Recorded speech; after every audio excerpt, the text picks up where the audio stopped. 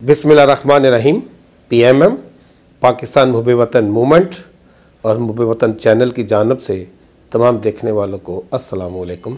यकीनन अवामी सतह पे पाकिस्तान में जो राइज सियासी कल्चर है उसके ऊपर 100 तरह के गिले शिकवे हो सकते हैं कि इस सियासी कल्चर ने इंसानी मुश्किलात को बढ़ावा दिया है, बुनियादी हकूक़ से महरूम रखा है, उसका इस्तेसाल किया है और इसकी जो स्टेट की असल आइडियोलॉजी है उसके रास्ते में रुकावट भी है, जिसकी वजह से ये एक फलाई रियासत बनकर दुनिया के नक्शे पे ना उभर सकी और जो कि शायद जायज़ भी हैं। अवाम बेशक तादाद में ज़्यादा है लेकिन तकसीम है और बिखरी हुई है। उसके बरक्स अगर हम उस मुख्तसर और मुट्ठी भर ताकत को देख लें जो वसाइल पे काबिज़ है, जिसने इस सियासी कल्चर को रूप देकर यहाँ पर बना रखा है, जो अपने हम नवाओं का बहुत ही खैर ख्वाह है और उनकी ज़ाती ख्वाहिशात के लिए उनके साथ पूरा पूरा इंसाफ करता है कि जितना जो लगाता है उसको उतना ही ये नवाजता है, उसे मनसब भी देता है, उसे प्रोटोकॉल भी देता है, उसे इख्तियारात भी देता है और उसकी दिल जोई भी करता है और ये सिलसिला नीचे तक जाता है। फिर वो अफराद जो किसी न किसी तरीके से इस सियासी कल्चर के खैर ख्वाहों के खुशामदी हों, कसीदागर हों, सनाख्वान हों, वो उनसे तमाम अपनी पेश की गई खिदमात के समरात भी लेते हैं। वो फिर एक नोटिफिकेशन की शक्ल में एक ऐसा लाइसेंस लेते हैं जिससे उनके मफादात की, उनकी ख्वाहिशात की तकमील हो सके, जिससे उनकी वो तमाम जो उन्होंने उनकी जदोजहद के लिए, उनकी इक़्तिदार के हसूल के लिए कोशिशें की होती हैं, जदोजहद की होती है, वो उनके लिए जो सिला है उसमें उनको आसानी हो सके। वैसे तो यहाँ पर जितने भी हमारे इस कल्चर के जो रूहे रवां हैं, जो पेशवा हैं, जो रहनुमा हैं, वो आवाम को ही ताकत का सरचश्मा समझते हैं और शायद इसी वजह से वो आवाम को आज तक अपने ज़ात के लिए, अपनी ख्वाहिशात के लिए उनको इस्तेमाल करते आ रहे हैं। बात करें अगर हम मौजूदा हुकूमत की, तो इसने भी एक तवील जदोजहद अवामी हकूक़ की बालादस्ती के लिए की, जिसका वो दावा भी करते हैं और इस बात का भी इतराफ़ करते हैं कि आज अगर वो हुक्मरान बने हैं तो इसके पीछे एक अवामी क़ुव्वत है।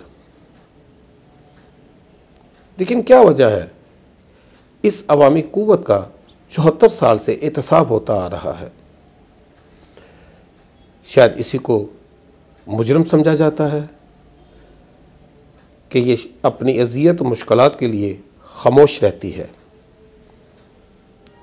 उसके लिए कोई एजिटेशन नहीं करती, या फिर इसके महरक़ात क्या हो सकते हैं। आज की जो हुकूमत है इसका तो नाम था, बल्कि दावा था, नारा था कि ये यहाँ पर आकर तमाम कौमी मुजरमों की, जिन्होंने अवाम को इस नहज तक पहुँचाया है, उनका एहतसाब करेगी। उनसे तमाम लूटा हुआ माल जो उन्होंने इस रियासत पाकिस्तान से खलवाड़ करके कमाया है वो उनके पेट से निकालेगी और वो बैरूनी ममालिक जितने भी अरबों डॉलर्स, बल्कि खरबों डॉलर्स की नवी सुनाई जाती थी, उनको रियासत पाकिस्तान में वापस लाकर अवाम की फलाह बहबूद के ऊपर ख़र्च किया जाएगा, उनकी मकरूज़ियत को ख़त्म किया जाएगा। लेकिन आज भी हम देखते हैं कि जिस माफिया का जो मौजूदा हुक्मरान है, जब अपोजिशन किया करते थे, वो अवाम को बताया करते थे कि कुछ माफियाज़ हैं जो इस रियासत को अपने नरगे में लेके बैठे हैं, वो शायद आज भी मौजूद हैं, जो सिर्फ़ दिनों के हेर फेर से, कीमतों के अताव चढ़ाव से, अवाम की जेबों से अरबों खरबों रुपये निकलवा लेते हैं। वो ज़ख़ीरा अंदोज़, वो